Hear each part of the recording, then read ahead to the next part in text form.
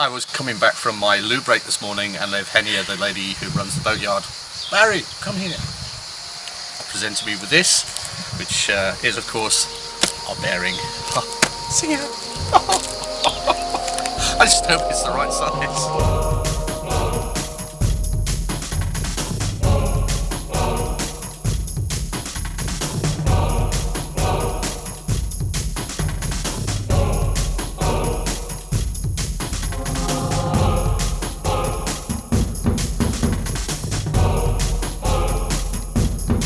Moving down to ground level, and thankfully in the shade of ABC now that the sun is higher in the sky, we're going to put the Sikaflex along the hull and keel joint. And we did speak with a guy from Sikaflex and told him what we were going to do and what we had. We sent him some photos and he recommended the particular Sikaflex that we're going to use. I think it's 295 UV, although why we've got UV under the waterline, I'm not sure, but that's what he told us to use. I think wearing gloves might have been a good idea, but it is what it is. I'm going to go and clean up and then I'll show you exactly what the finished bit looks like.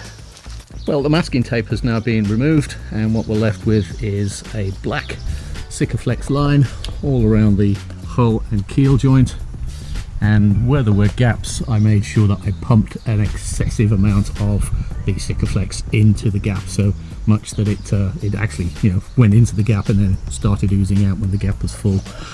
So we'll leave that to dry for 24 hours and then we will do some more primer coats on the keel.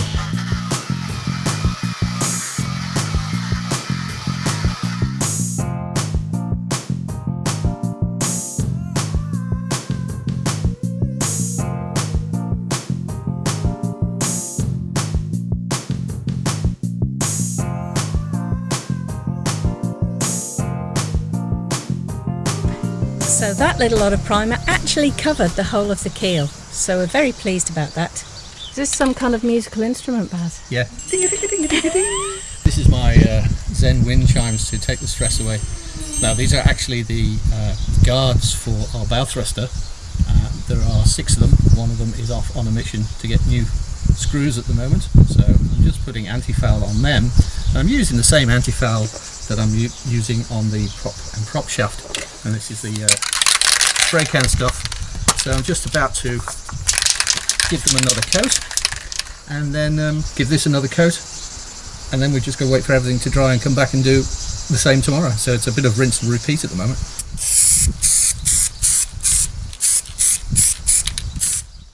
We're up relatively early this morning. We're going to get another coat of epoxy primer onto the keel while it's still relatively cool.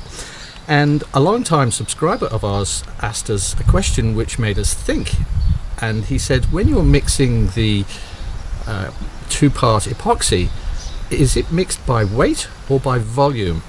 Now we'd originally been doing it by weight, and we've just done a little bit of a experiment and found out that you are absolutely correct in your thinking, so thank you very much for taking us down that path. Your name is on the screen right now as a thank you. And we've just found out that it is actually by volume and not by weight. So we've got a couple of little cups here that we've marked off now, and we'll get the mix right, and maybe it won't go off so bad, and maybe it'll be easier to put onto the keel. If you're not a subscriber, there's a free and easy way that you can help our channel grow by clicking the button in the bottom right hand corner of the screen. It is a subscribe button, and you just click on that, and remember to click the bell icon too, so that you get notifications when we put out a brand new episode of Sailing ABC. Let's crack on with this keel, eh? That's another step forward, a complete coat of epoxy primer on the whole of the keel, including the underside, and we had a little bit left over from the can, so we've slapped that onto the rudder, and as we go through the cans, whatever's left over, we'll just continue to coat the rudder until it looks pretty good and ready for anti-fouling. Just another day at the office, really. That's the final coat of epoxy primer, and the next stage is the first coat of anti-foul.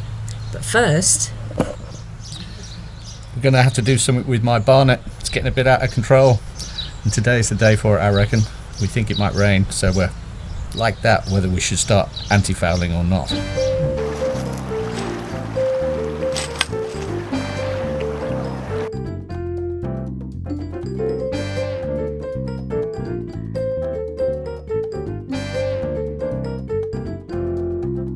Sunday morning, and I've just been through the latest comments on the video that we released yesterday, and I'd like to say a big thank you to Dennis Cook, who pointed out that petroleum jelly, otherwise known as Vaseline, is not the right product to put onto rubber because the petroleum will eventually eat into the rubber.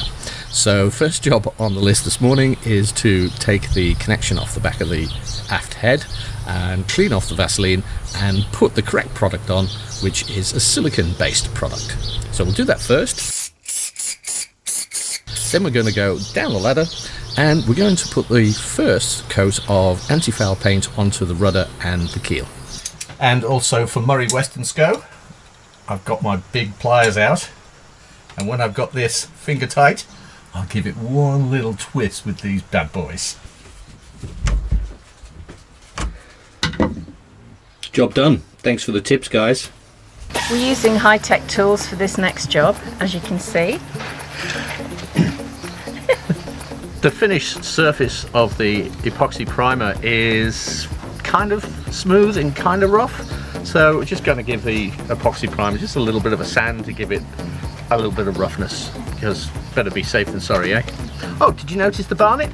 Looks fabulous, doesn't it? Lovely colour.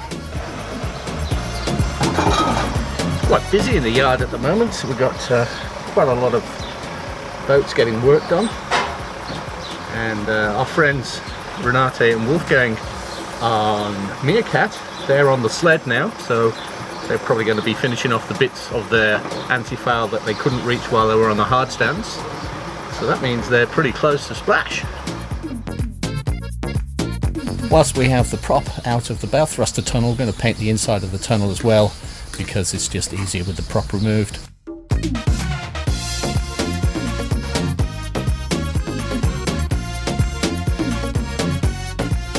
While we've been putting the first coat of the anti-foul paint on, the wind has picked up considerably, so I'm going to have to use the Canon camera, and it's got no image stabilization, so I am walking very slowly.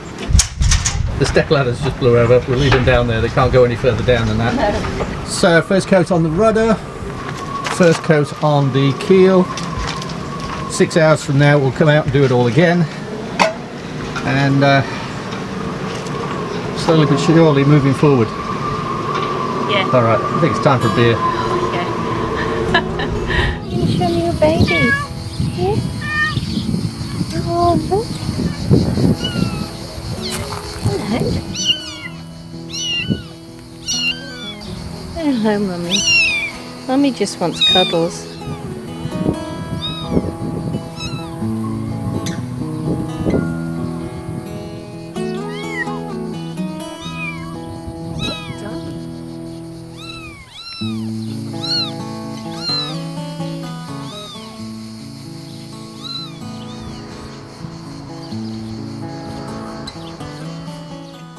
Here in the boatyard, as we've watched winter turn to spring and now turn to summer, we've watched a few of the various bits of wildlife come to life. And one of the things we have noticed is a lot of the mud wasps are trying to come in through your open ports on your boat and find little places inside your boat to make mud nests for their little babies.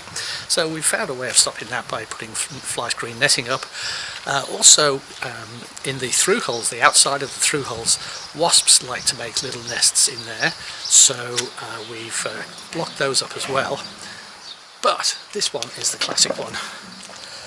This is a catamaran, and if we go underneath the hull and have a look up here, we can see that a swallow has built a nest underneath its catamaran, and we can tell it's a swallow because it's got a big opening for a bird to get through. So just be careful and check your boat out when you do get back to it for any hitchhikers that may have attached themselves to the inside, the outside, or even the underneath. This guy's actually been very sensible as he's prepared his boat for leaving it for the winter and into the spring. He's just rolled up a rag and tucked it inside the thru-hull. There's also one here and another one here forward, but this one must have fallen out, and you can see that the thru-hull looks as though it's blocked up. Some little creature has obviously laid its little eggs or larvae in here and then blocked up the entrance with mud, because I can actually break that. So somewhere deep inside there is a nest. We have spent the last 2 days doing various little bits of jobs on ABC, and we didn't film them at the time because they're, well, relatively boring jobs.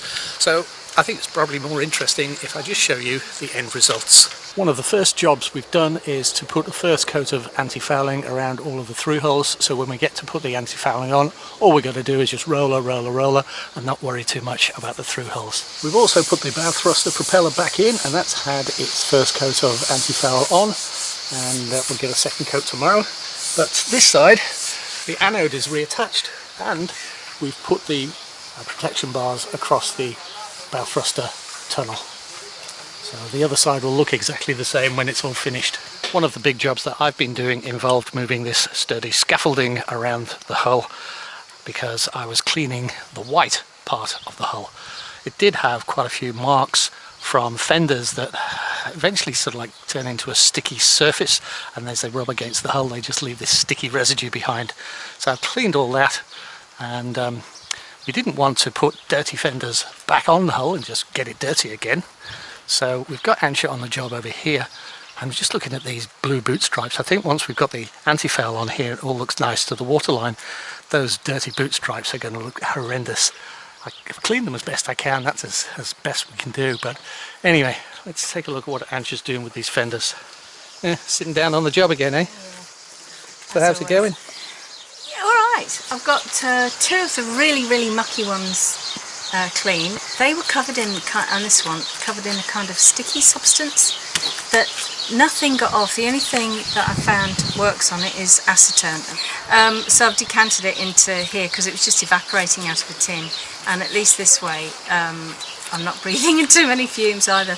So I've just found that, you know, a cleanish cloth and fairly hard rub, and it gets it off. So the new ones that we've got, I think just a regular clean with them will be fine. This one is another one of the really old ones that Jens donated to us. Yep. And I think that's the best that I can do. I'll give it another go, but it's not actually dirty, it's just discoloured. Yeah. Yeah. Okay. So, anyway. Carry on, Admiral. Thank you, Captain. Now we've got 2 coats of anti-foul on the hull.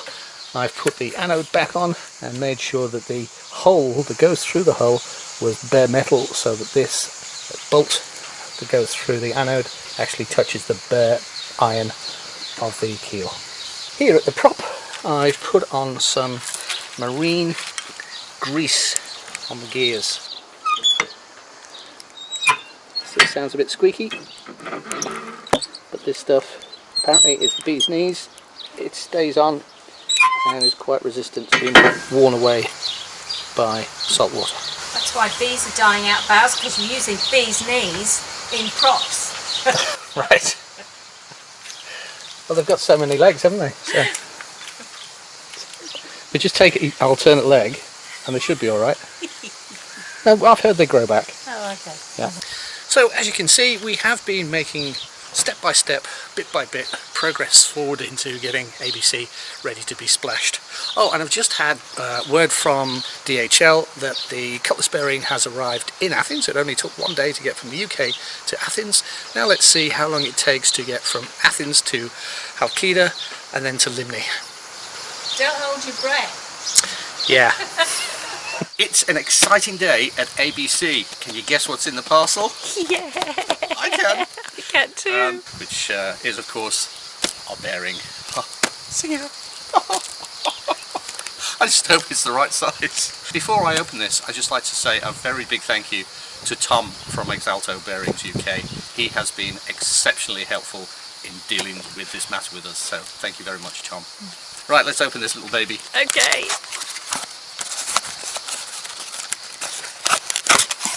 Oh, it's got popcorn in it. Okay. I'll put this in here. Yes.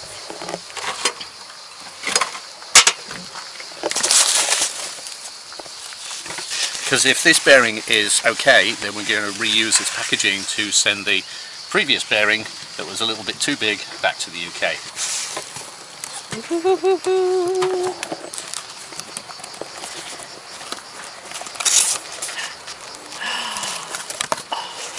Ta-da! Yay! Such a little thing, and it's caused such a lot of bother, hasn't it? Before we finish this video, and with the unmistakable sound of summer surrounding me, I'd just like to say thank you very much to all of you, subscribers and non-subscribers, all of you who have stayed watching ABC all throughout this 8 months of being on the hard. And also thank you so much for all the tips and helpful advice on getting the jobs done in the correct manner and the easiest possible way. It really does help us out, so thank you very much for that once again. Now, of course, we are getting very close to the finish line, and as you'll see in next week's video, we take on leaps and bounds, and things, although they're hard and difficult to do, we're making huge progress forward. So make sure that you are subscribed and click the bell icon so that you don't miss next week's episode of Sailing ABC. And wherever you are in the world, stay safe.